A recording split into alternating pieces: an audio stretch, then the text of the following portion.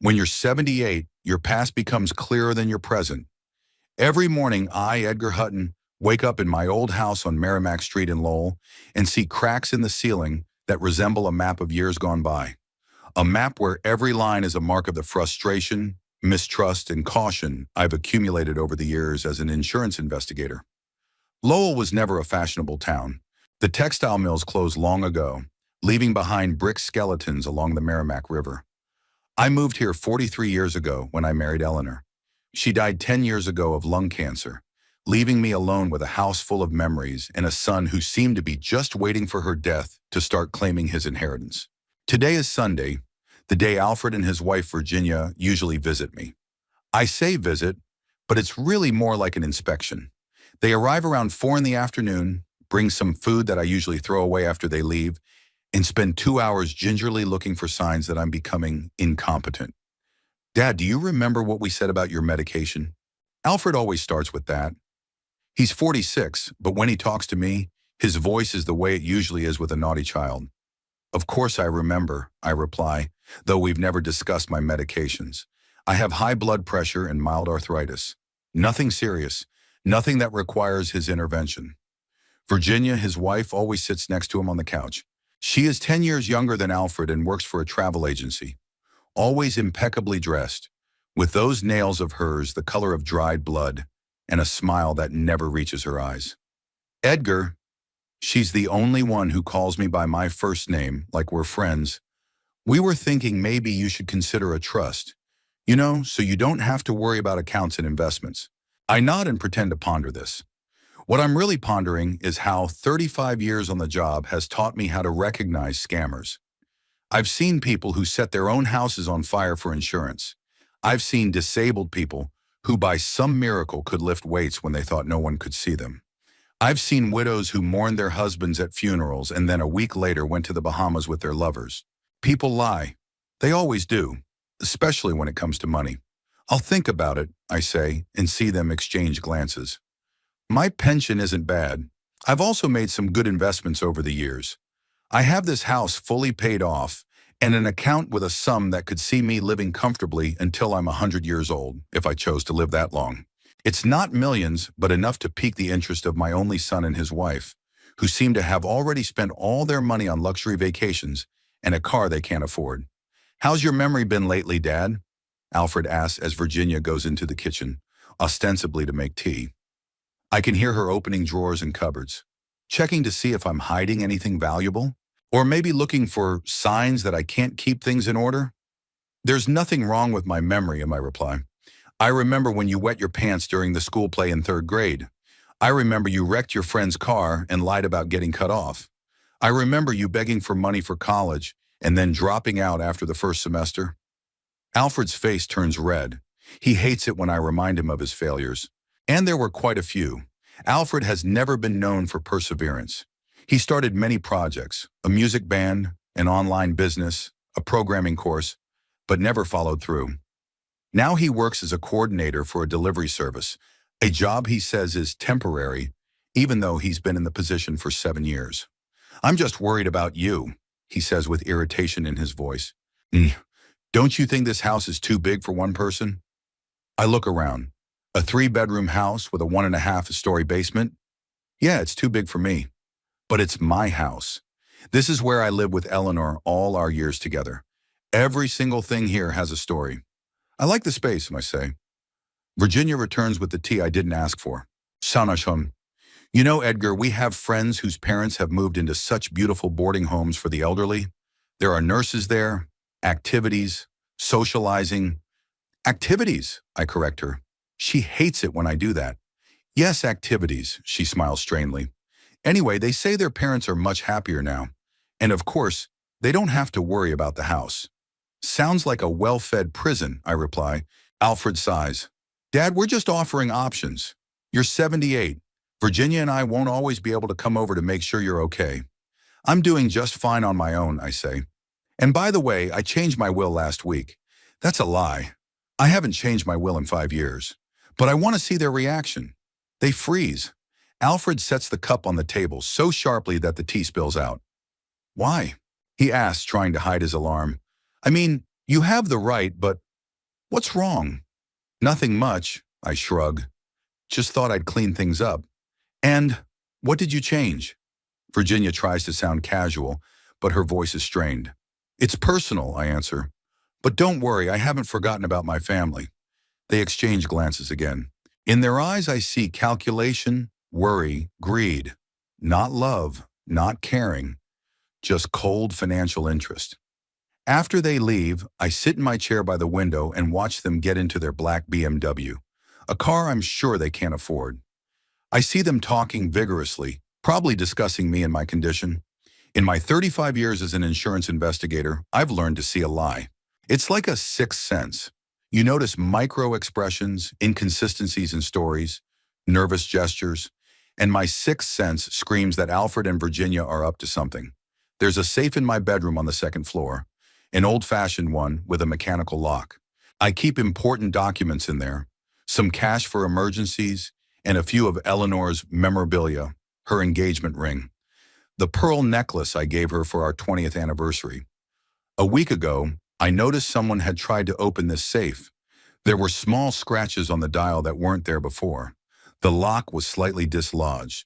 Someone inexperienced might not have noticed it, but I'd been on the job too long not to see details like that. It had to be Alfred. Maybe one of those days when he dropped in to check on me while I was working in the garden. Or maybe he has a key I don't know about. Either way, it confirms my suspicions. They're not just interested in my well-being. They want to gain control of my finances while I'm still alive. And if they can't, they want to wait until I'm dead and take everything. But I'm not going to make it easy for them. If life has taught me anything, it's that you have to stay one step ahead of those who are trying to screw you over. I walk up the stairs, feeling the pain in my knee, a reminder that time spares no one. I walk into the bedroom and stare at the safe in the corner. I need a plan, a way to prove that Alfred and Virginia only care about my money, not me. And I think I have an idea how to do it. Tuesday was rainy and dank, as it often is in Lowell in mid-autumn. Water ran down the window panes, washing away the dust and making the world outside a blurry blur. I was sitting in my office sorting through old photographs, an activity that had grown in value over the years. They were of Eleanor and me, trips to the ocean, Christmases when Alfred had been little and had looked at us with genuine admiration. Now all I see in his eyes is impatience and calculation. It had been 2 days since their last visit, and I was still wondering how far they would go in their quest for my money. The ringing of the doorbell interrupted my thoughts. I was not expecting visitors. The clock showed the beginning of the second, and on Tuesdays I usually didn't get any visitors. I walked slowly down the stairs, trying not to disturb my aching knee. When I opened the door, I saw Alfred, drenched in the rain, though he had an umbrella in his hand. His face showed concern, but his eyes remained cold. "Papa, I apologize for the sudden visit. I was driving by and thought I'd stop by and check on you." "Driving by?" I didn't hide my skepticism. My house is in a quiet residential neighborhood off the main roads. No one just happens to drive by. "Yeah, been to a client's nearby," he lied, entering the hallway and shaking the water off his coat. "Virginia's here too. She's in the car. Mind if she comes in?" I shrugged. "Sure, go get her." Alfred peeked out the door and waved. Virginia appeared a few seconds later, with her hair perfectly styled, despite the rain, and a large bag over her shoulder. She kissed me on the cheek, leaving a trail of sticky lipstick. "Edgar, darling, how good to see you." I led them into the living room. Something in their demeanor alerted me. They looked at each other too often, spoke too kindly. "Tea? Coffee?" I offered, though I was sure they'd refuse. "No thank you, Papa," Alfred replied. "We won't be long. We just wanted to make sure you were all right. You live alone, and with this weather—" "I'm fine," I said. "Like I said on Sunday." "Good, good," Alfred held up his hands in a conciliatory gesture. "Just checking in. By the way, we brought you some new vitamins. Virginia read that they're especially good for men your age." Virginia took a plastic jar of pills out of her bag and set it on the coffee table. "It's a magnesium and zinc complex," she explained. "It's very good for your memory." "There's nothing wrong with my memory," I repeated. "Sure," she agreed quickly, "but prevention never hurts. You know my father, when he was your age, he started forgetting little things and then—" She stopped. She stopped, her lips tightening. "Anyway, it's better to be safe." I picked up the jar and twirled it around in my hands. It looked normal, but something told me not to take the pills. Thank you, I put the jar aside. I'll show them to my doctor at my next appointment. Alfred frowned. Dad, they're just vitamins. They're not even prescription. Still, I prefer to consult Dr. Pearson. He's been guiding me for 15 years. The tension in the room became almost palpable. Virginia smiled strained and changed the subject. Edgar, have you thought about installing an emergency call system? You know, the kind of button you can wear around your neck, in case you fall or feel sick. Shakato. I'll think about that when I'm 90, I replied, not hiding my sarcasm. They stayed for another half hour or so, asking me how I was feeling, how I was doing at home, and if I remembered to take my blood pressure medication. All the while I sensed they were interested in something else. Their gazes wandered around the room, as if they were looking for something specific. Finally, Alfred looked at his watch. We have to go, Dad. Virginia has a meeting at 3 o'clock. I walked them to the door. As Virginia was leaving, she turned around. By the way, Edgar, you haven't told us any details about your new will. Shouldn't we at least know the basics, just in case? Just in case of what? I asked. She hesitated. Well, you know, to be ready in case something happens. Sure, Norn. If something happens, the lawyer will contact you, I replied. All the documents are in perfect order. After they left, I stood at the window for a long time, watching their car drive away. Something was definitely wrong. Their sudden visit, the strange vitamins, the questions about the will it all added up to a disturbing picture. I went back into the living room and picked up the jar of vitamins. Maybe I was being too suspicious. 35 years in the insurance business have taught me to see fraud where others see simple randomness. But what if I'm right this time? Determined to test my suspicions, I took the jar into the kitchen and stashed it in a far drawer. Later, I would take it to a pharmacist I knew to check the composition. The rest of the day passed quietly. I read, watched the news, made myself a simple dinner. At around 8 o'clock in the evening, I was about to go upstairs when I heard the sound of a car pulling up. Looking out the window, I recognized Alfred's BMW. What had they forgotten? Why were they back so late? I waited for the doorbell to ring, but it didn't. Instead, I heard the key turn in the lock. Alfred had a spare key I'd given him years ago for emergencies, but he'd never used it unannounced before. Instinctively, I retreated into the shadows of the hallway. The door opened quietly, and I heard Virginia whisper, "Are you sure he's asleep?" "Yes," Alfred answered. "He always goes to bed at 8 o'clock, and I put sleeping pills in his coffee today. I got a chill. So they put something in my coffee. It's a good thing I, in the habit of an old investigator, always pour out the first cup I'm offered when no one is looking." "Good," Virginia continued to whisper. "Hurry up then. We need to find his new will and check the safe." They walked quietly into the living room. I could hear them carefully pulling out the desk drawers, going through the papers. "Shit, there's nothing here," Alfred cursed. "Let's go upstairs. The will must be somewhere in the study or the bedroom." "What if he wakes up?" Virginia worried. "He wouldn't. The dose was enough to bring down a man twice his size." I stood in the shadows as they climbed the stairs. When their footsteps died down at the top, I followed quietly, trying not to step on the creaking steps I knew well. From the second-floor hallway, I watched them enter my bedroom. The door was left ajar, and the light from the room fell in a thin streak across the hallway floor. I crept closer and listened. "There's the safe," Alfred said. "We'll have to try to open it." "Do you know the code?" Virginia asked. "No, but I saw my father open it once. I think there was a combination of dates. Maybe Mom's birthday or their wedding date." I could hear him fiddling with the lock, trying different combinations. I wanted to break in and catch them red-handed, but I decided to wait and find out more. "Damn it, this isn't working," Alfred grumbled after a few minutes. "Why don't we try my father's date of birth?" "Try it," Virginia said impatiently. "But if it doesn't work, we'll have to think of Plan B." "Plan B takes time," Alfred objected. "We'll have to gather enough evidence of his incompetence, find a suitable psychiatrist, prepare the documents. It's the only way to get legal access to his accounts while he's alive," Virginia insisted. "And now is the time. He's getting more and more suspicious. Did you see how he reacted to the vitamins?" "Yes, I did," Alfred agreed. "What if the sleeping pills didn't work?" Maybe he didn't drink coffee at all. It did work, Virginia said confidently. I saw him take a few sips. He should be sleeping like a dead man by now. I retreated into the shadows as Alfred went to the door and looked out into the hallway. Quiet, he said. I thought I heard something. They were silent for a few seconds, listening. I held my breath against the wall. You imagined it, Virginia said at last. Let's look in his office. Maybe the will is there. They left the bedroom and headed toward my office at the end of the hall. I slipped into the bathroom and closed the door, leaving a small slit to keep an eye on them. There were muffled voices coming from the study, the sound of drawers opening and closing. 10 minutes later, they returned to the hallway. Nothing, Alfred said disappointedly.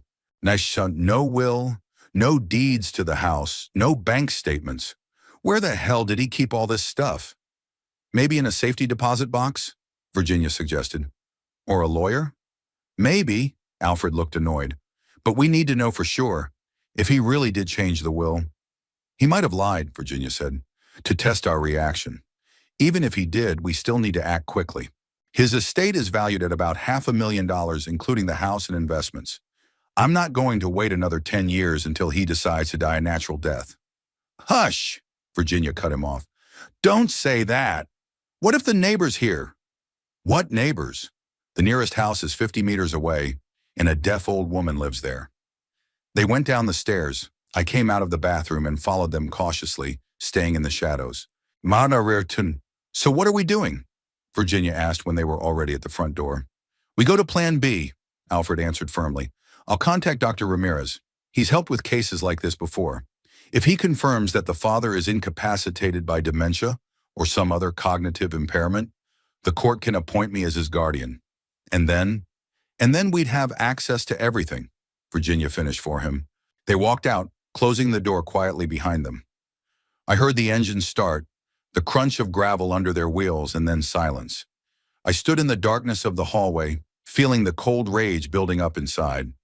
My own son was planning to have me declared incompetent for money. He and his wife were ready to bribe a doctor, to fabricate a medical report, to deprive me of the right to control my own life and property. When I went up to the bedroom, I saw the signs of their intrusion.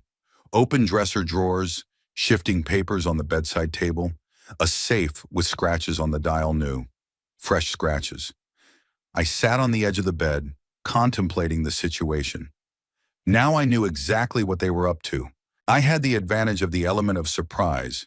They think I suspect nothing, that I'm a gullible old man easily fooled. But they're wrong. I'm not just any old man. I'm an old insurance investigator who's been catching crooks for 35 years. And now it's time to teach my son and his greedy wife a lesson. I've decided to get ahead of them. Prepare a trap that will expose their true intentions once and for all. A trap from which they would never escape. I walked over to the safe and dialed the combination, not Eleanor's birthday or our wedding date, but a random set of numbers I'd chosen precisely because it meant nothing. Inside were documents, some cash, and a box of Eleanor's jewelry. Looking at the contents of the safe, I began to form a plan that would allow me to not only protect myself, but also teach Alfred and Virginia a lesson they would remember for the rest of their lives. The next morning I awoke at first light, feeling an unusual burst of energy. The plan had matured in my mind overnight, taking clear shape. The first thing I did was to call my old friend Leonard Tyler, who had worked side by side with me for almost 20 years at the insurance company. He was always a master of technical tricks. Edgar? He was surprised to hear my voice. What's wrong? You rarely call this early. I need your help, Leo, and your discretion. I summarized the situation, omitting personal details. All I said was that I suspected attempted fraud and wanted to collect evidence. Miniature cameras? Leo interjected. Yes, I have a couple. Left over from when I was investigating that bus driver, remember? I can bring them over this afternoon. I'd appreciate it, I said. One more thing. Where do you think you can get counterfeit money? Not real fakes, but theater props. There was silence on the other end of the line. Edgar, are you sure you know what you're doing? Leo's voice sounded worried. Absolutely, I answered. I'm not breaking the law. I just want to teach someone a lesson. Leo sighed. Okay, my granddaughter plays in the school theater. They must have props like this. I'll see what I can do. After breakfast, I headed into town. First stop was the Quick Print Shop on Main Street, a small, family-owned business where I was well known. I asked them to print a few fake documents. A fake certificate of title for a non-existent property in Vermont, fake bank statements showing substantial amounts in offshore accounts, and a fake will listing the primary beneficiary as one Eleanor Hutton Research Support Foundation, a non-existent organization.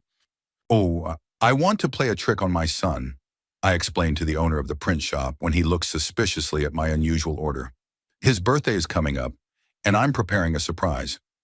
He nodded, clearly not believing me, but didn't ask any questions. Professional ethics in small towns have their advantages. Next stop was the hardware store where I bought a new lock for the safe. Not too complicated for Alfred to open, but not too simple to make him bother. When I got home, I set about preparing the safe. I took out all the valuables, documents, cash, Eleanor's jewelry, and hid them in a hiding place under a floorboard in the dressing room that Alfred didn't know about. Then he carefully cleaned the safe of fingerprints and installed a new lock. Toward evening, Leo arrived with the cameras and a wad of theater money. Here, he said, laying out two miniature cameras the size of buttons on the table. One can be set up to cover the safe, the other to see the whole room. They're wireless, with a motion sensor. The recording is automatically activated when someone enters the room. He helped me install and set up the cameras. We hid one in an antique clock on the mantelpiece, the other in a vase on the dresser. Both were pointed at the safe. Here's the money. Leo handed me a wad of green papers. My granddaughter said it was for a school play about a bank robbery. They look pretty convincing, but you can tell it's not real to the touch. I counted the money. Looks like about $50,000 in $100 bills. It's perfect. Thanks, Leo. I'll return it as soon as I complete my experiment. With Leo gone, I began the final part of my preparations. Filled the safe with fake money, putting some real bills on top to make it look real. I added fake documents, and on top of them, I put the most valuable bait, an old box with cheap costume jewelry, which in the semi-darkness could easily be mistaken for real jewelry. Finished with the safe, I set up a new combination. Eleanor's birthday, the first thing on Alfred's mind. I spent the next 2 days trying to give the impression of a deteriorating condition. When Alfred called on Thursday, I spoke slowly, sometimes mixing up my words. "Dad, are you all right?" He sounded worried, not for me, but for his plans. Yes, yes, I answered, deliberately stammering. "I'm just a little tired. You know, age. Maybe I should stop by, check on you?" "No need," I paused. "Although, maybe Sunday. There's something important I'd like to discuss with you, about the future." "Of course, Dad," he said, a note of impatience in his voice. "Virginia and I will arrive at the usual time." On Sunday, I prepared for their visit with the utmost care. I placed small signs of forgetfulness around the house. A half-drunk cup of coffee on the table, an open book on the couch, an uneaten breakfast in the kitchen. He put on a house robe and slippers, though he usually preferred to be fully dressed when he received guests. Alfred and Virginia arrived at 4 o'clock sharp. I met them in the hallway, slouching slightly and leaning on the cane I usually used only when my arthritis worsened. "So, Dad," Alfred gave me a concerned look. "You look tired." "Ah," I waved my hand. "Old age is no fun. Come in, come in." We settled into the living room. Virginia took a quick look around the room, noting the signs of untidiness I'd left behind. "Edgar," she began with feigned concern, "maybe you need some help around the house. We could hire someone." "No, no," I shook my head. "I don't want strangers in the house. I'll do it myself." "You said you wanted to talk about something," Alfred reminded me, getting to the point. "Yes," I sighed. "I was thinking, maybe you're right. Maybe I do need help with my finances. It's getting hard to keep track of everything." Their faces perked up. They exchanged quick glances. "It's a very big decision, Dad," Alfred said carefully. "We could help. For example, I could be your confidant." "Maybe," I pretended to think about it. "I'd have to think it over. I have some savings. And your mother's jewelry. We know, Papa." Alfred put his hand on my shoulder. "And we'll make sure everything is safe." "Yes, yes," I rubbed my forehead. "By the way, I recently moved some things into the safe. just to be safe. You know, there's so much talk on the news about thefts. I noticed the sparkle in Virginia's eyes. That's very thoughtful, Edgar, she said. Where do you keep the key to the safe? What key? I pretended not to understand. It's a combination lock. The numbers. I stopped talking, like I was trying to remember.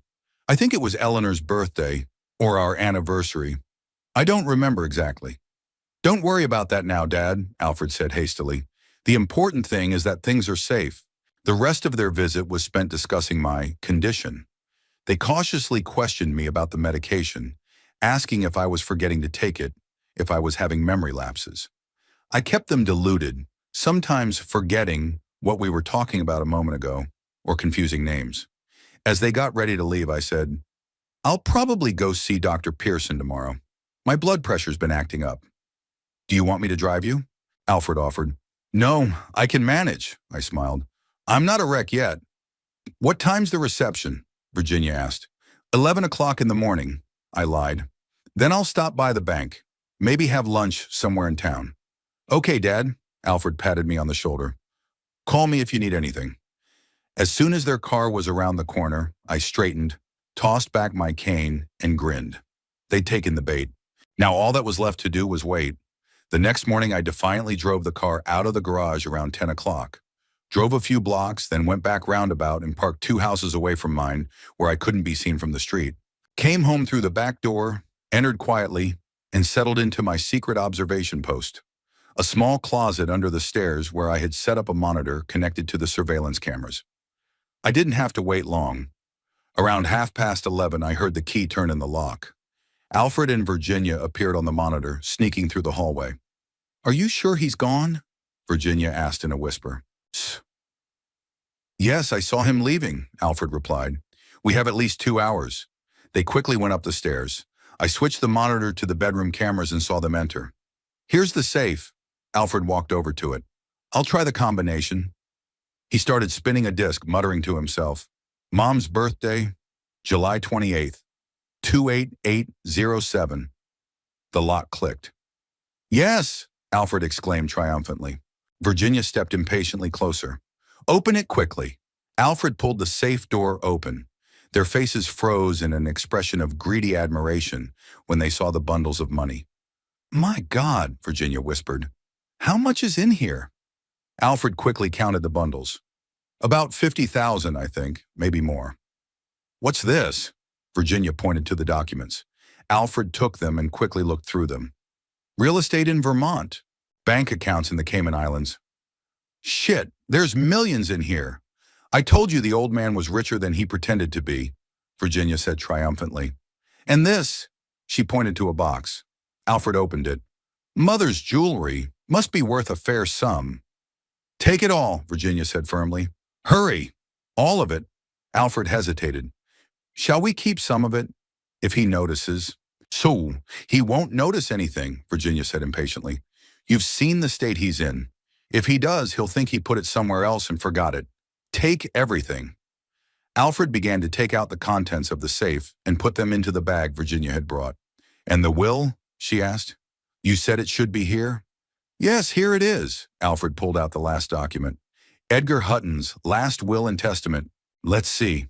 He ran his eyes over the text and his face stretched. Shit, what is it? Virginia glanced over his shoulder. He's leaving everything to some Eleanor Hutton Research Support Fund. What? Virginia snatched the document. What foundation? I've never heard of such a thing. Neither have I, Alfred replied grimly. This must be the change he was talking about. Nasty old man, Virginia spat out. After all we've done for him, Alfred folded the will. All the more reason to take everything now. Then we'll say we don't know anything, that he must have hidden the money somewhere and forgotten about it. What if he goes to the police? Virginia was worried. With his state of memory? Alfred grinned. Who would believe him? Especially when Dr. Ramirez confirms that he has dementia. They closed the emptied safe and quickly headed for the exit. I sat in my hiding place, feeling a mixture of anger and bitter satisfaction simmering inside. They were exactly what I thought they were. Greedy, heartless, willing to steal from my own father. I let them go. I waited for their car to pull away before I came out of hiding. Going up to the bedroom, I looked at the open, empty safe. On the bed, they had left a few counterfeit bills that had fallen out of the packs in a hurry. Taking the cameras off, I plugged them into the computer and saved the recording. The evidence was perfect, clear, irrefutable. Now I had everything I needed for the next step of my plan. In the evening, the phone rang. It was Alfred, his voice sounding tense. "Dad, how are you feeling? How was the doctor's appointment?" "Fine," I answered, pretending to be distracted again. "The doctor said I was in great shape for my age." "Good, good," he said quietly. "Listen, Virginia and I were thinking of coming over tomorrow. Maybe I could help you with something around the house?" "Sure," I agreed. "Come over for dinner. I'll cook something." As I hung up the phone, I smiled. They'd probably want to see if I'd noticed I was missing, and maybe set the stage for declaring me incompetent before I could report the theft. But what they didn't know was that the game was played by my rules, that I was always one step ahead in this game, and that the biggest surprise was still ahead of them. Tuesday morning greeted me with a bright fall sun shining through the curtains. I lay in bed listening to the quiet of the house and reflected on what had happened yesterday. My plan had worked even better than I had expected. Alfred and Virginia had fallen into the trap of revealing their true intentions in front of the hidden camera. Now all that was left to do was wait for them to discover that they had stolen the prop money and false documents. I was in no hurry to get up. In my 78 years, mornings were always the hardest. My joints were stiff from the night before, my back was aching, and my thoughts were still clouded with sleep. But today I felt an unusual burst of energy and a strange, almost forgotten sense of anticipation. Finally, I got up, showered, and went down to the kitchen. I brewed a strong black coffee, one of the few habits I couldn't give up despite the doctor's warnings. Sitting at the kitchen table, I watched the camera footage on the tablet Alfred had once given me, probably so I could sign electronic documents. The quality of the video was excellent. Every word, every gesture was clearly distinguishable. "Nasty old man. After all we've done for him." Virginia's words rang in my ears. What exactly had they done for me? Come by once a week with fake smiles? Put sleeping pills in my coffee? Plan to declare me incompetent? A phone call interrupted my musings. Leo's name popped up on the screen. "How did your, experiment?" he asked after the greeting. "Even better than I expected," I answered. "They took everything, and the cameras worked perfectly." So what's next, I wondered. A plan for revenge was already forming in my head, but I wasn't in a hurry to share it, even with Leo. "We'll see," I said evasively. "By the way, can I keep the theater money for a while longer? I promise to return them safely." "Of course," Leo agreed after a short pause. "Just be careful, Edgar. Don't go too far." "I know what I'm doing," I assured him. Around noon, another call came in. This time it was Alfred. "Dad?" His voice sounded tense. "Are you home?" "Yes, of course," I answered, trying to make my voice sound weak and unsure. "Virginia and I were going to stop by today, remember?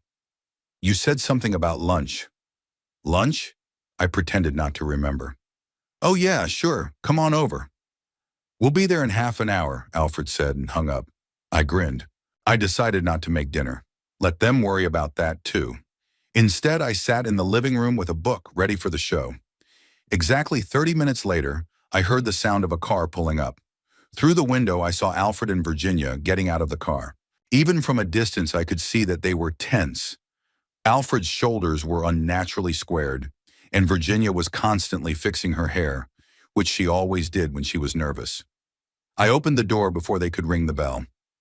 "Ah, there you are," I said, trying to look distracted. Come in, come in."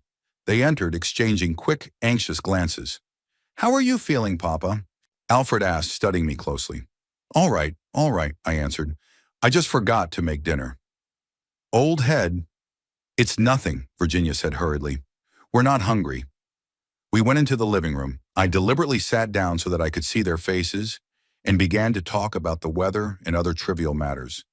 They answered machine-like, obviously thinking about something else. Virginia kept fiddling with the strap of her expensive purse, and Alfred couldn't sit still. He would get up and sit down again. "Was something the matter?" I asked innocently.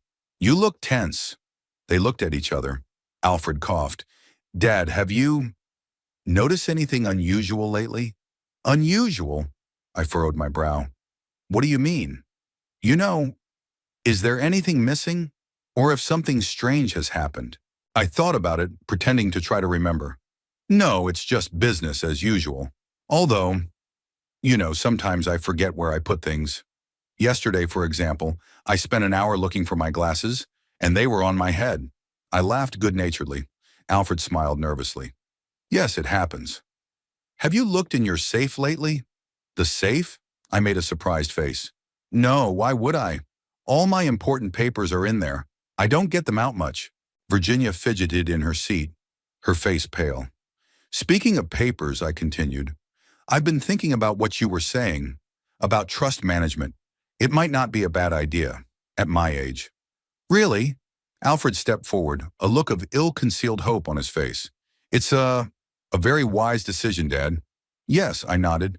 I'll just have to get the papers out of the safe. All my financial records are in there. Alfred paled sharply. Mum, maybe not now. I mean, there's no rush. We can do it some other time. Why not now? I got up. Since you're here, let's go upstairs and I'll show you what I've got. Virginia jumped up from her seat. Edgar, we don't want to bother you. This can wait. Yes, Alfred? Yes, yes, he agreed quickly. Don't make a fuss, Papa. It's no big deal, I said, heading for the stairs. Come on, come on. They had no choice but to follow me. I saw them exchange panicked glances when they thought I wasn't looking. We went up to the bedroom and I walked over to the safe. Now, I mumbled, pretending to try to remember the combination. I think it's... I started spinning the disc. Dad, maybe some other time. Alfred put his hand on my shoulder, trying to stop me. You look tired. No, I'm fine, I waved him away. Oh, I remember. I dialed the combination and the lock clicked. I swung the safe door open and froze in feigned horror. What? What is it? Where is everything? Where's my money? My documents? The safe was completely empty. I turned to Alfred and Virginia with an expression of utter amazement and fear on my face. Someone had robbed me, Alfred gulped. Are you sure there was something here, Dad? Maybe you moved the stuff somewhere else and forgot? No, I grabbed his arm. There was money in here, lots of money, and papers, and your mother's jewelry. Virginia stepped closer. Edgar, calm down. Maybe you just forgot. I didn't forget anything. I raised my voice. I've been robbed. We have to call the police. Alfred and Virginia's faces contorted in horror. The police? Alfred interjected. But Papa, maybe we shouldn't be in such a hurry. Let's look first. Maybe you really did move things. No! I grabbed the phone from the bedside table. I know everything was here, and started dialing a number. Stop! Alfred grabbed the phone from me. Dad, listen. I have a confession to make. I pretended to be surprised. What? Alfred took a deep breath, glanced at Virginia, who shook her head despairingly and said, I'm the one who took the money and the documents. You? I took a step back. My own son stole from me? No. I mean, yes, but not in the way you think, he added hastily. I took them for safekeeping, for your own safety. My safety? I looked at him in disbelief. Yes, Alfred nodded, clearly making it up as he went along. You see, Virginia and I noticed that you sometimes forgot things, and we were afraid you might forget where you'd hidden the valuables, or worse, accidentally throw them away. So I temporarily took them into custody. Without my permission? I crossed my arms across my chest. That's called stealing, Alfred. No, Virginia interjected. It's not theft when you do something for the good of a person. We wanted to protect you, Edgar. I looked at them with feigned doubt. And where are my things now? Alfred and Virginia looked at each other. There was panic in their eyes. They're in a safe place, Alfred said at last. We can get them back at any time. Bring them back now, I demanded. Now? Alfred hesitated. But they're not with us. They're, in a safety deposit box.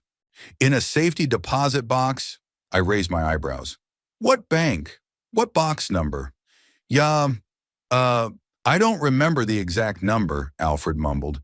But don't worry, Dad, everything's safe and sound. I decided to continue the game. Okay, then let's go to the bank right now.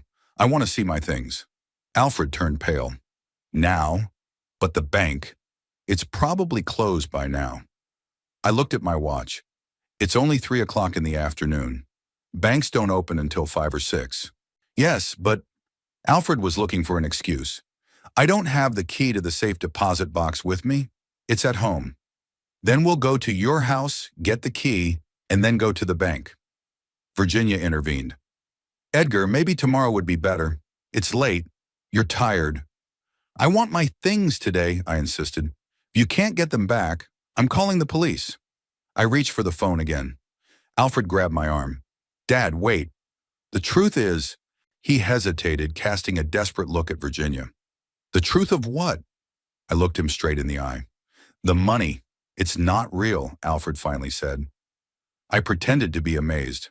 What do you mean it's not real? It's fake. Alfred lowered his head. They're theater money, props, not real dollars. I sat on the edge of the bed, feigning shock. Fake? No way. I got them from a stock sale 15 years ago. Maybe someone tricked you, Virginia said quickly. Slipped you fakes instead of real money. I shook my head. No, it was real money. I withdrew it from the bank. I held it in my hands. Dad. Alfred sat down beside me, his voice softer, almost condescending. They're definitely fakes. Very good, but fakes. We realized that as soon as we saw them. He paused, realizing he'd said too much. As soon as what? I stared at him. As soon as we saw them, Virginia finished for him, when Alfred opened the safe to see if everything was in order. And the documents? Were they fake too? I continued to play my part. Yes, Alfred nodded, clearly relieved that the conversation had gotten away from exactly how they discovered the fakes. These are some strange papers. It says real estate in Vermont and accounts in the Cayman Islands. You don't have any of that, do you? I lowered my head, pretending to be upset. No, nothing like that. But how? Who could have switched my real money and documents with fake ones? Maybe it happened a long time ago, Virginia suggested, and you just didn't notice. No, I checked the safe a month ago. There was real money in there, I insisted, watching them get more and more nervous. Dad, Alfred put his hand on my shoulder. Maybe you're wrong. At your age, your memory sometimes fails you. I'm not crazy, Alfred. I jumped to my feet. I know there was real money in my safe. And you know what? I think you stole it. Me? Alfred acted shocked. How can you say that? Because you're the only one who could have known the combination. I pointed my finger at him. You've always been greedy for money. Always wanted my inheritance before I died. Edgar, Virginia stepped between us. This is a terrible accusation. Alfred loves you. We both love you. I looked at her with contempt. Love? You love my money, not me. Dad, you're upset, and I understand that. Alfred tried to speak calmly. But to accuse us of stealing, it's too much. Maybe you should get some rest and we can talk about this later, when you've calmed down. I decided to soften a little. I didn't want to scare them off before the time was up. Maybe you're right. Yeah, I'm really upset. It's just that I was sure the money was real. We'll take care of it, Dad, Alfred assured me. We're sorry. Maybe you just forgot that you replaced the real money with this one for safety and forgot about it? I pretended to think about it. I don't remember that, but maybe you're right. I've been forgetting things lately. Sometimes. Alfred and Virginia exchanged looks of relief. They thought they had convinced me of my senile dementia, that I was beginning to doubt my own memory. You know what? Alfred said. Why don't you lie down for a while? You look tired. Virginia and I will cook something to eat. Yes, that's a good idea, said Virginia. Get some rest, Edgar. I nodded, continuing to play my part. I guess you're right. I'm feeling a little confused. They helped me lie down, and Virginia even covered me with a blanket like a baby. When they left the room, I could hear them whispering in the hallway. What are we going to do? Virginia's voice sounded worried. I don't know, Alfred answered, but he seems to be beginning to doubt his memory. That's good. What if he remembers? What if he calls the police? What police? Alfred grinned. What would he say? I've been robbed, stolen counterfeit money? He'll look like a complete idiot. Their footsteps receded down the stairs. I lay looking up at the ceiling and smiled. They had fallen into my trap and were now scurrying around like rats in a cage. My revenge was just beginning. I quietly got out of bed, walked to the dressing room, and pulled back the floorboard in the far corner. There, in a small hiding place, lay the real valuables: documents, money, and Eleanor's jewelry. Everything was safe and sound. Then I pulled my laptop, which I rarely used, out of the dresser drawer and looked at the saved security footage. I hit the send button and sent the file to my attorney's email address with a short explanatory letter. I also emailed a copy to myself, just in case Alfred tried to delete the recording from my computer. Closing the laptop, I stashed it back in the dresser. Now the evidence of their crime was in good hands. The only thing left to decide was how exactly I would use it against Alfred and Virginia, what lesson I would teach them. From downstairs came the sounds of their muffled conversation, the clinking of dishes. They were probably discussing how to convince me that I was suffering from senile dementia, how to get custody of me and my finances. But now that I had irrefutable proof of their treachery, the advantage was on my side. I could expose them at any time.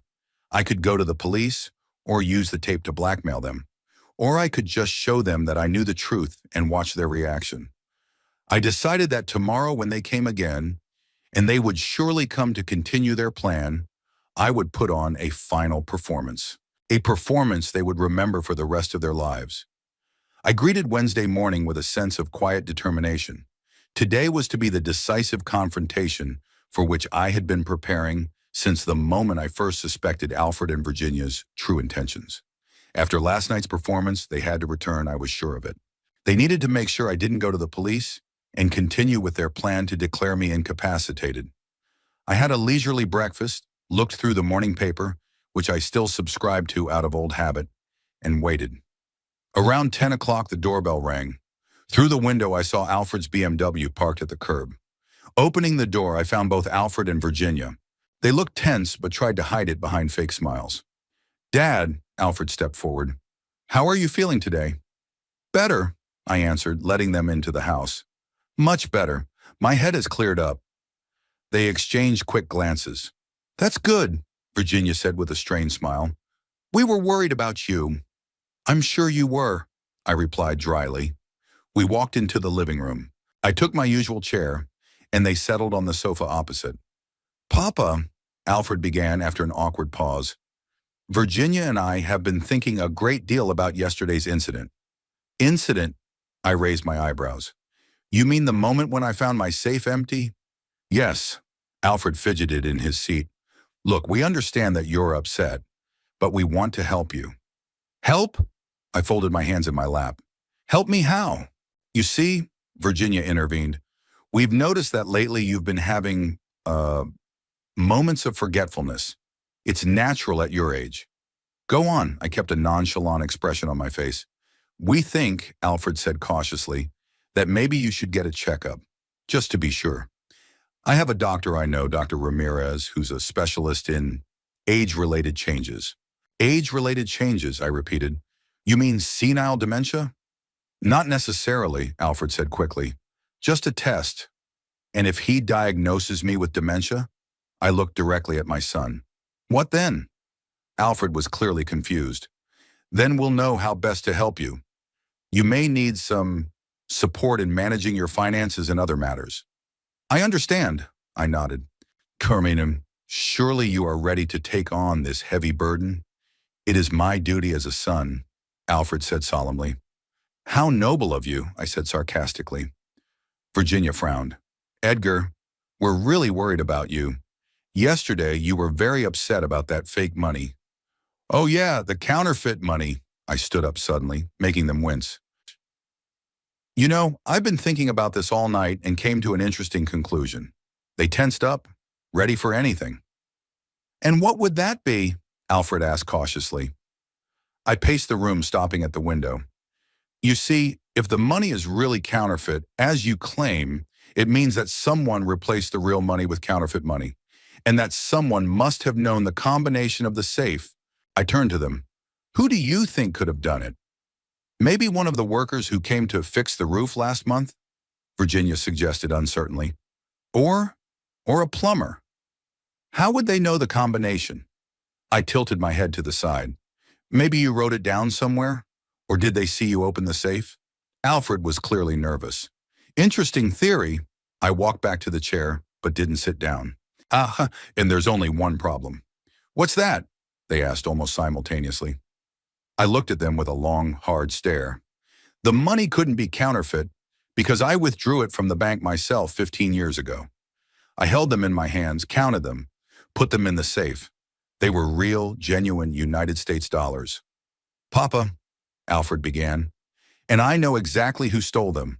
I interrupted him. It was you. There was dead silence. Alfred froze with his mouth open, and Virginia turned pale. Papa, this is absurd, Alfred finally squeezed out. How can you accuse us? I have proof. I pulled a small flash drive out of my pocket. It's from the surveillance camera I installed in the bedroom. It clearly shows the two of you breaking into my safe and taking the contents. They froze like two statues. Alfred's face showed shock and then rage. You've been following us? His voice trembled. This is an invasion of privacy. My privacy, I corrected him. In my house. And what's more of an invasion of privacy than stealing? It's not stealing, Virginia exclaimed. We were doing it for your own good. For my own good, I grinned. For my sake, you put sleeping pills in my coffee? Were you planning to declare me incompetent for my own good? Were you planning to embezzle all my property for my benefit? Alfred jumped to his feet. How did you? You were eavesdropping. Yes, I admitted calmly.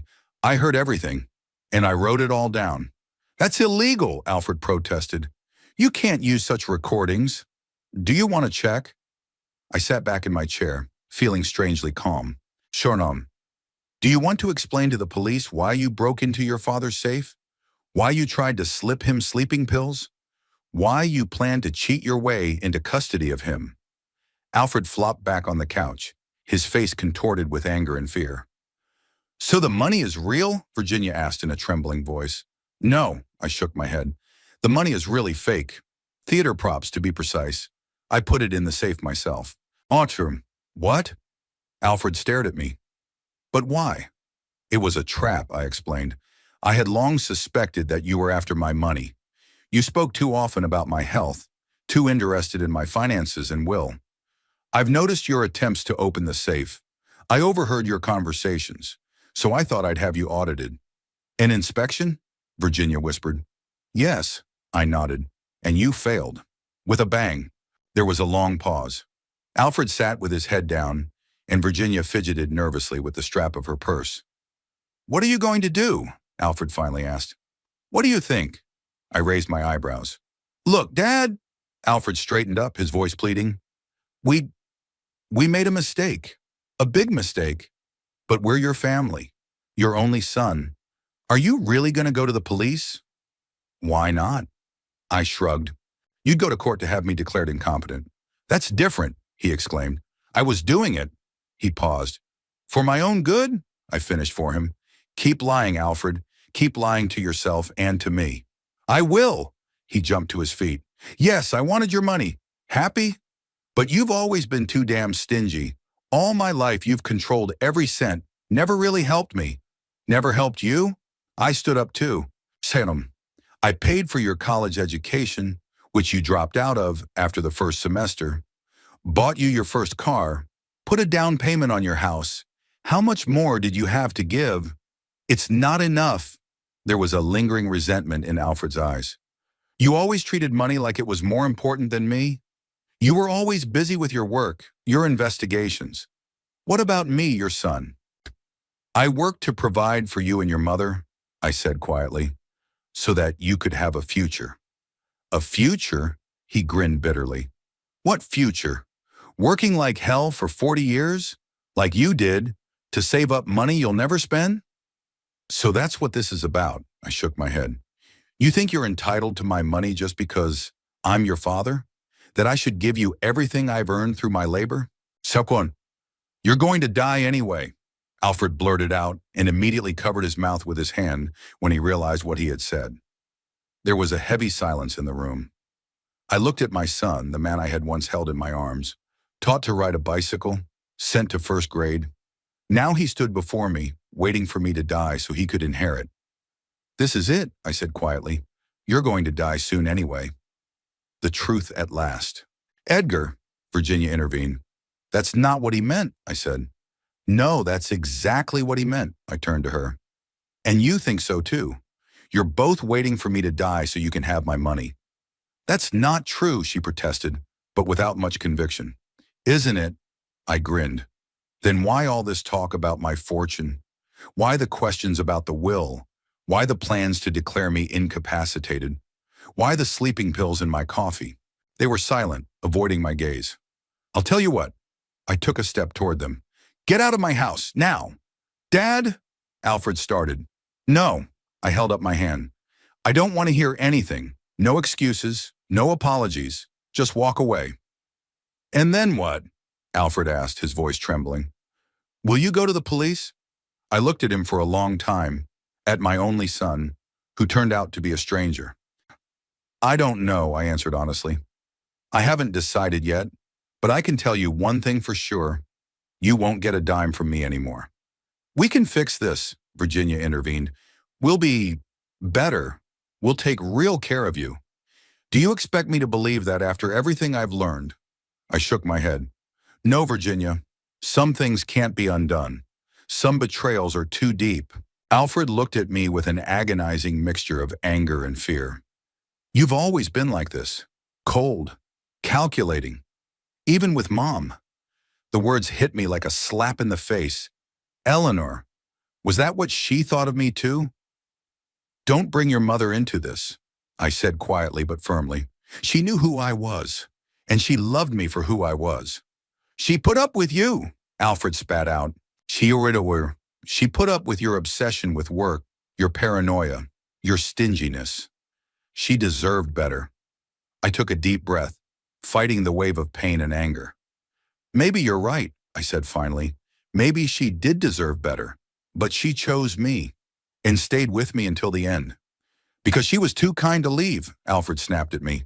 "And I guess you didn't inherit her kindness," I said dryly. Alfred clenched his fists. "You know what? Do whatever you want. Go to the police. Tell them everything. I don't care. But don't think I'm going to sit quietly. I'm going to tell everyone what kind of father you really were. How you always put work before family. How you didn't come to my graduation because you had important business.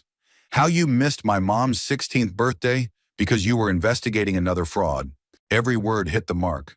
They were mistakes I made, moments I regretted for the rest of my life.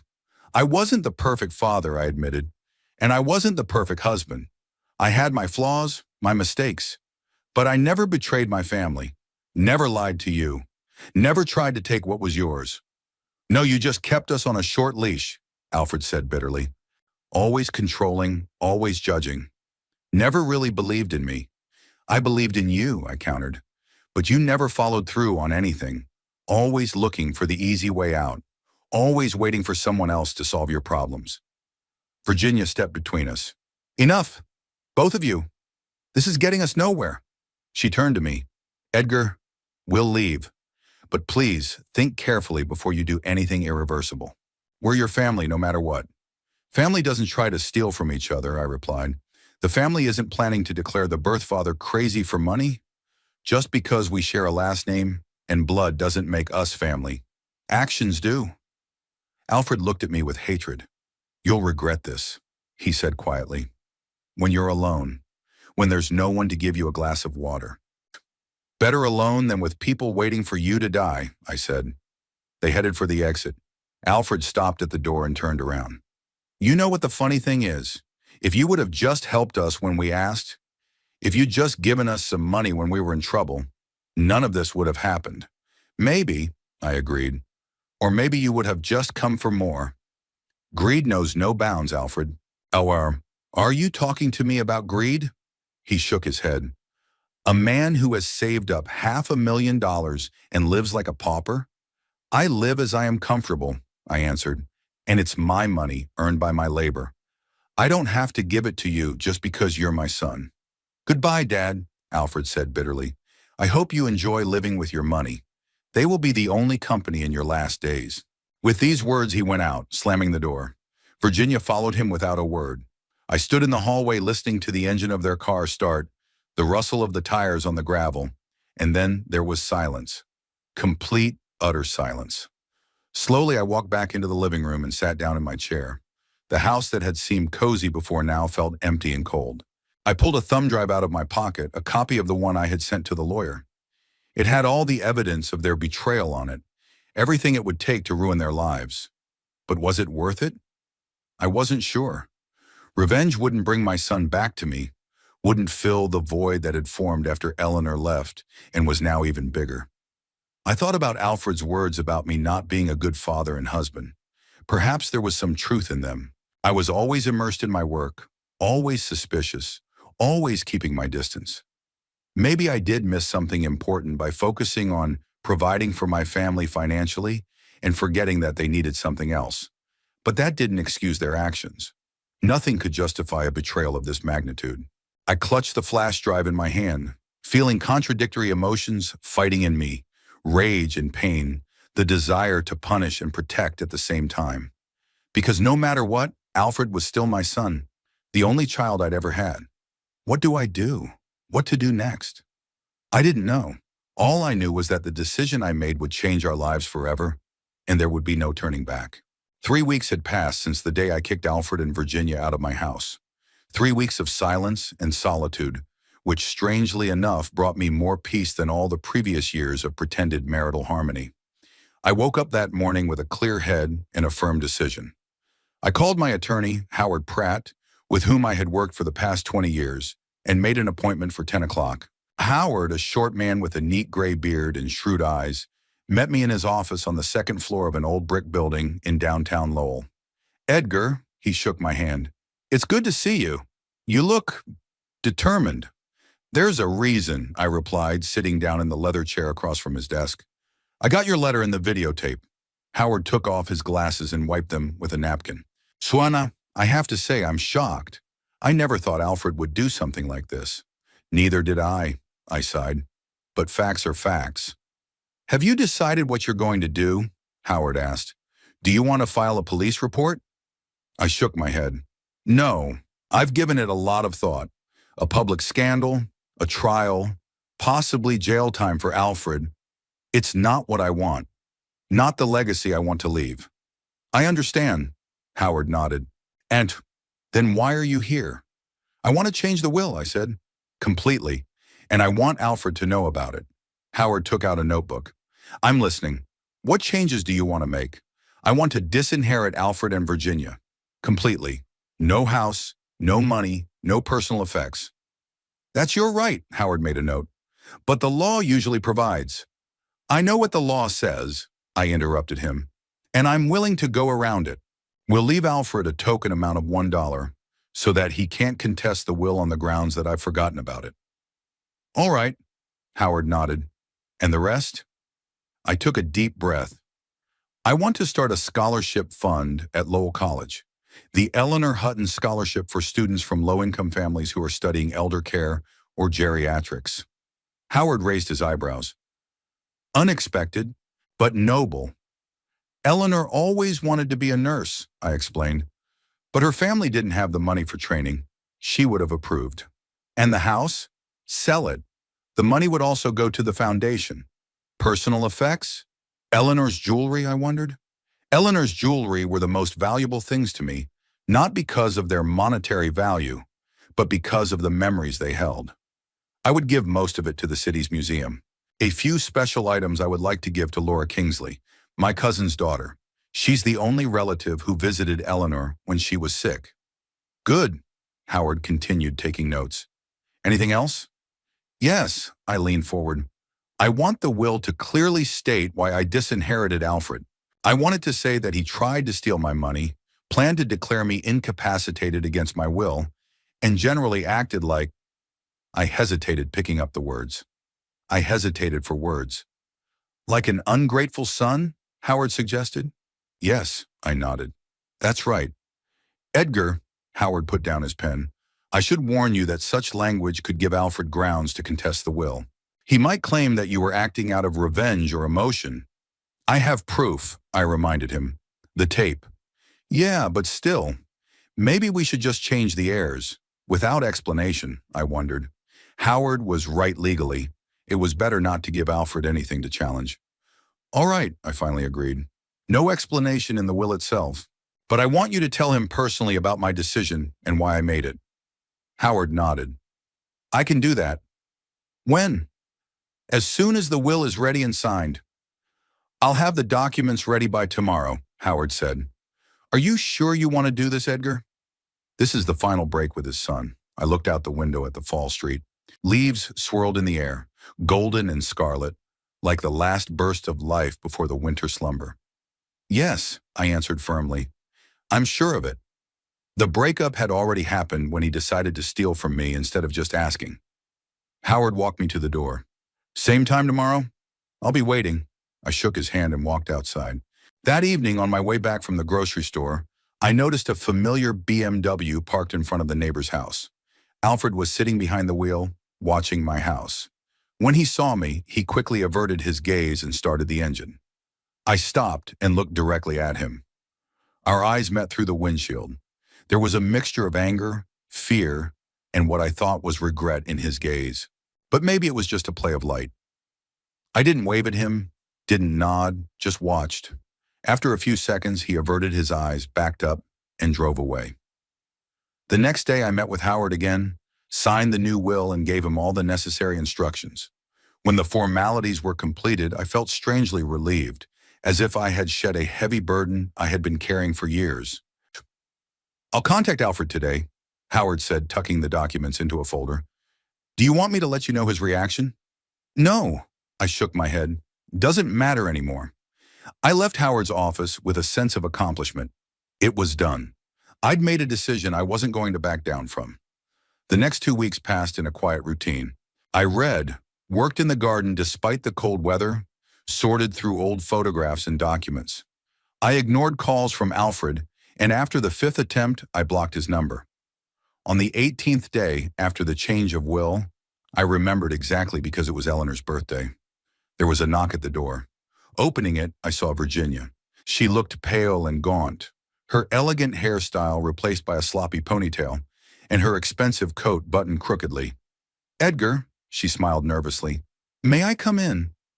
I hesitated, but then stepped back, letting her in. We walked into the living room. Virginia sat on the edge of the sofa, clutching a small purse. Alfred doesn't know I'm here, she began. He wouldn't approve. Why did you come? I asked bluntly. She took a deep breath. To ask you to reconsider your decision. About the will. I grinned. Howard told you everything, just like I asked. Yes, she nodded. Edgar, I realize what we did was terrible, unforgivable. But to deprive Alfred of everything, it's too cruel. Cruel? I raised my eyebrows. Cruel is planning to declare your own father insane for money. I know, she lowered her head. We were a mess. We had financial problems, debts. What debts? I interrupted. Virginia bit her lip. Loans, mortgages. We're living beyond our means, to be honest. The BMW is leased. The house is too expensive for us. I lost my job at the travel agency 6 months ago, and I couldn't find a new one. And instead of just asking for help, you decided to steal from me? Alfred is too proud, she said quietly. He didn't want to ask. He wanted to prove he could do it on his own. And then it just got worse. That's no excuse, I said firmly. Of course not, Virginia agreed quickly. I'm just trying to explain, not justify. We made a terrible mistake. But Alfred is your son, your blood, your family. Family doesn't do that, I repeated my earlier words. People make mistakes, her voice was pleading. Everyone makes mistakes. Some mistakes can't be undone. Virginia gave me a long look. You know what happened after Howard told us about your decision? Alfred got drunk, for the first time since I've known him. He cried Edgar, said he'd ruined everything, that you'd never forgive him. I felt a stab of pain, but I didn't let it show on my face. He should have thought of that sooner. He's broken, Virginia continued, not because of the money, because of you. because of losing his father. He lost me the moment he decided that my money was more important than me, I replied. Virginia opened her purse and took out an envelope. He wrote you a letter. He asked me to give it to him. I took the envelope but did not open it. Please read it, she said. Not now if you don't want to, but read it. I put the envelope on the table. Is that all? Virginia nodded, rising. Yes. Thank you for listening. At the door, she turned around. You know, I really wanted to be a good daughter-in-law to you, at first, but then it just kind of, messed up. The choice is always ours, I said. You can stop and say no at any time. Oh, yes, she smiled weakly. You're right. Goodbye, Edgar. After she left, I sat staring at the envelope for a long time. Part of me wanted to throw it away without reading it, but the other part of me, the part that still remembered little Alfred running to me with open arms, insisted on finding out what he'd written. Eventually, I put the envelope aside in my desk drawer. Maybe someday I'd be ready to read it, but not now. The following week, I met with the administration of Lowell College to discuss the details of a future scholarship fund. The dean of the School of Health Sciences, an energetic woman in her 50s named Helen Forrester, was delighted with my initiative. Mr. Hutton, this is extremely generous of you, she said as we sat in her office discussing the terms. The scholarship in your wife's name will help many students get an education that would otherwise be out of their reach. Eleanor would be delighted, I replied. She has always wanted to help people. May I ask why geriatrics? The dean asked. I thought about it for a moment. Because old people deserve care and respect. They deserve to face the end of their lives with dignity. And because there are too few good professionals in this field. That's true, Helen nodded. And the demand only grows as life expectancy increases. We discussed the details, the criteria for selecting scholarship recipients, the amount of money to be paid out, and the conditions under which the funds would be used. I insisted that the fund be started as soon as possible while I was still alive. I wanted to see the fruits of my decision. Leaving the dean's office, I felt a strange satisfaction. For the first time in a long time, I was doing something truly worthwhile, something that would outlive me and leave a mark on the world. When I got home, I began to make a list of things I needed to do. Contact the real estate agency about selling the house, meet with the director of the city museum about Eleanor's jewelry, contact Laura Kingsley. At that moment, the phone rang. The number was unfamiliar, but I answered it anyway. Mr. Hutton? A man's voice asked. This is Dr. Morris from Lowell City Hospital. Your son, Alfred Hutton, has been in an automobile accident. I felt my heart squeeze. Is he alive? Yes, the doctor replied. But his condition is serious. Concussion, broken ribs, internal bleeding. We're prepping him for surgery. Yeah, I stammered. I'll be there. When I hung up the phone, I stood there in a daze for a long time. Despite everything that had happened between us, despite his betrayal, Alfred was still my son. The thought that I might lose him forever was unbearable. I grabbed my car keys and hurried to the door. But as I stepped out onto the porch, I suddenly stopped. What would I say to him? What would he say to me? Would this accident change anything between us? I didn't know the answers to these questions. All I knew was that I had to be there for him. Not for him, for me. For the memory of the boy I once loved most in the world. For Eleanor, who would never forgive me if I didn't come. As I got into the car, I realized that my decision to exclude Alfred from the will still stands. It was one thing to be there for him in a difficult moment, and quite another to let him escape the consequences of his actions. I could forgive, but I couldn't forget, and I couldn't let him think he could get away with betrayal. My fortune would still go to the scholarship fund. My house would be sold. My plans would not change. But maybe there will still be room in my life for reconciliation. Not for a restoration of the old relationship. That was impossible. But for some new understanding, a new beginning. Maybe. On the way to the hospital, I thought about the 3 weeks I'd spent alone after breaking up with my son. About the strange sense of freedom and peace I'd felt when I'd been freed from the burden of a fake relationship. It was true freedom to live by my own rules, without regard for other people's expectations and demands. And I realized that I wasn't willing to give up that freedom, not even to reconcile with my son. I will be there for him now, in his hour of need. But then I will return to my new life, a life without toxic relationships, without manipulation, without lies. A life where I could finally be myself and do what I thought was right. At 78, I finally had my freedom, and it was the most valuable legacy I could leave myself.